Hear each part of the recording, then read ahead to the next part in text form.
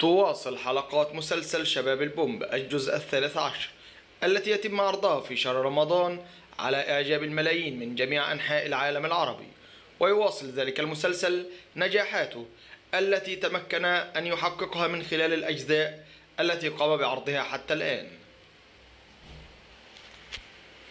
ومن الجدير بالذكر أن هذا المسلسل استطاع أن يتصدر اهتمامات متابعيه بسبب الأحداث الكوميدية والمثيرة المتعلقة به، والتي تناقش الكثير من القضايا الاجتماعية بأسلوب مميز وخفيف يتقبله الكثير من الأشخاص ويكون مناسب لجميع الأذواق.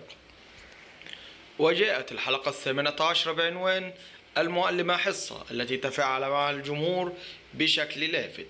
وبدأت الحلقة بعد إصابة ابنها سعد بارتفاع في درجة حرارته. توهمت حصة بعد حديث نوف وصديقتها أن كل ما تمر به حصة بسبب ما فعلته في الطالبة حنان، حيث حكوا لها عن طالبة تدعى أمجاد وحدث معها نفس ما يحدث معها.